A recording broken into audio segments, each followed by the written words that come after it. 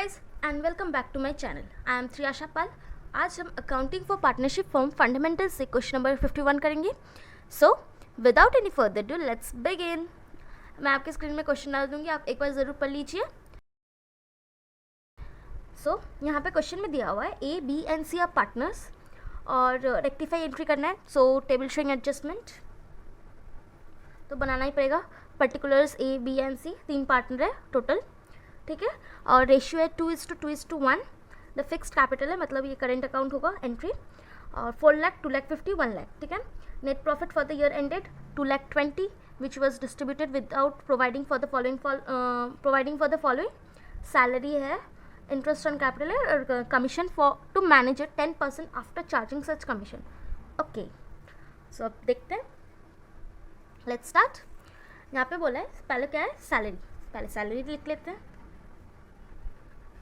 Salary credit होगा क्योंकि ये फॉर्म को देना है पार्टनर्स को. यहाँ पे बोला है salary to be 5,000 per month मतलब into 12 60,000. 5 into 12 60 and beside this 3 zeros. And to see 10,000 per quarter means in a year we have 4 quarters, so 10,000 into 4 means 40,000. Clear. तो टोटल ए का कुछ सैलरी नहीं है तो 1 लाख होगा टोटल में, ठीक है. इंटरेस्ट ऑन कैपिटल आप ये पूरा लिखिएगा, मैं शॉर्ट में लिख रही हूँ पर आप पूरा लिखिएगा, ठीक है. इम्प्रेशन अच्छा लगता है, ठीक है. 6% का 4 लाख का 6% आता है. 4 लाख का 6% 24,000. 2 लाख 50 का 6% आता है 15,000. और 6% 1 लाख का आता है 6,000 और टोटल होता है 45,000. मतलब 24,000 प्लस 15,000 प्लस 6,000 45,000, ठीक है. अब क्या बोले, commission to manager after 10% after charging such commission. हम लोग क्रेडिट का टोटल अमाउंट पेबल क्रेडिट निकाल लेते हैं.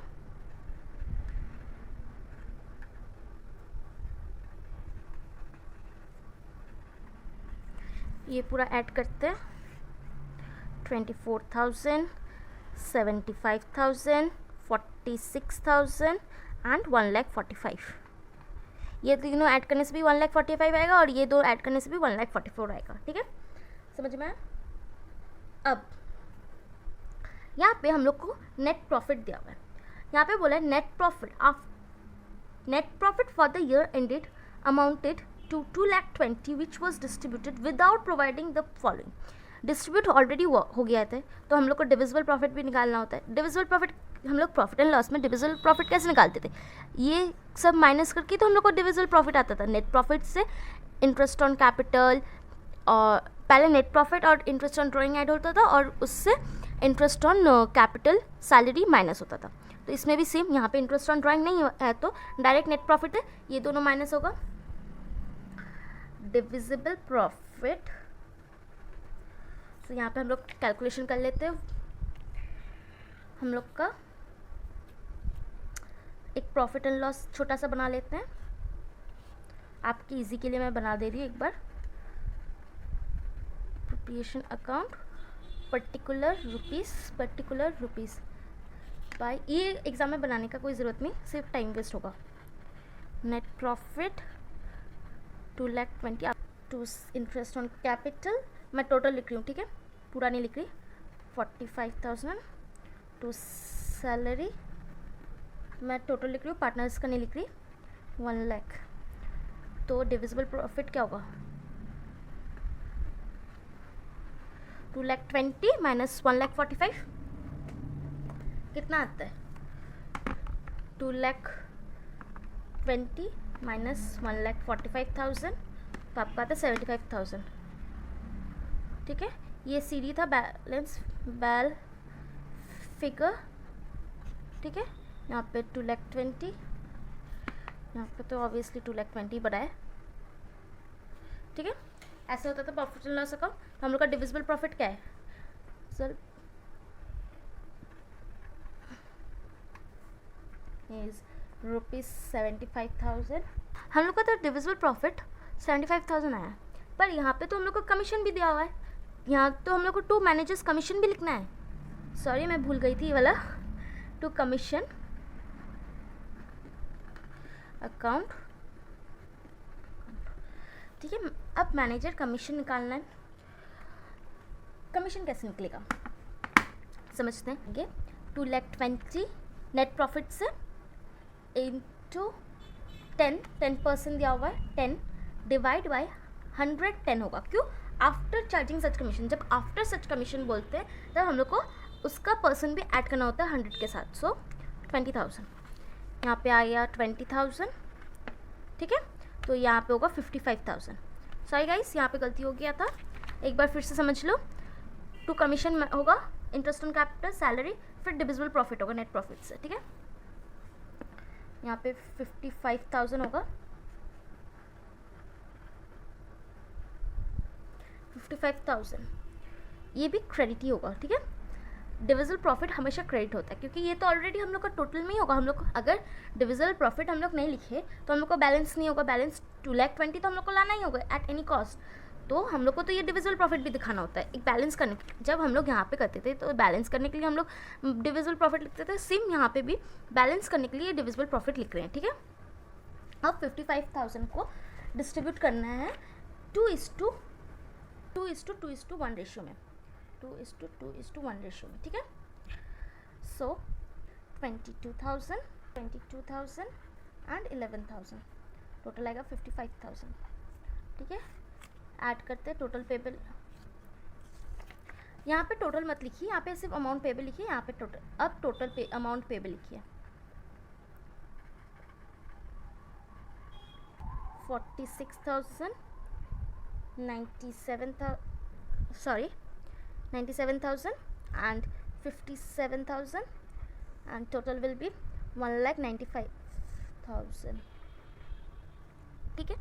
अब तो हो गया ये सब, तो हम लोग को फर्म और पार्टनर के बीच में हो गया। अब आएगा कमीशन। यहाँ पे तो हम लोग एडजस्टमेंट किसका कर रहे हैं? पार्टनर्स और फर्म के बीच में जो हुआ।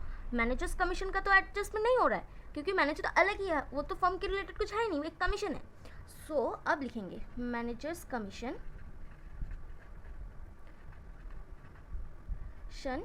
यहाँ पे कुछ क्रेडिट कुछ डेबिट नहीं होगा। मैनेजर का कमीशन डायरेक्टली टोटल में दिखा देंगे 20,000।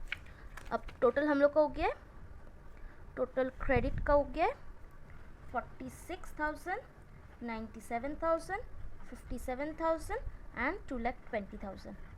सॉरी यहाँ पे 2 लाख होगा, ठीक है, मैंने गलती कर दिया था, सॉरी गाइस। यहाँ पे 2 लाख होगा, 2,20,000, ठीक है। ऐड करने में गलती करती थी, सॉरी।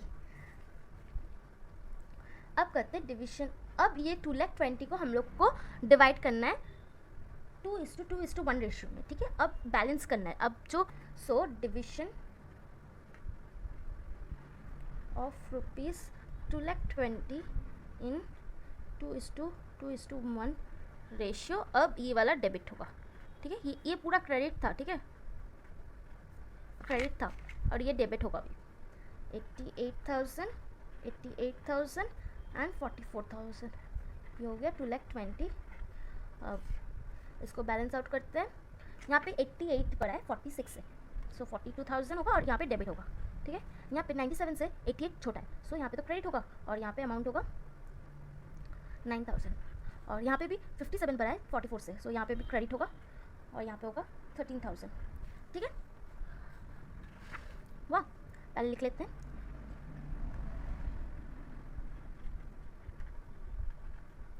टू बीज कैपिटल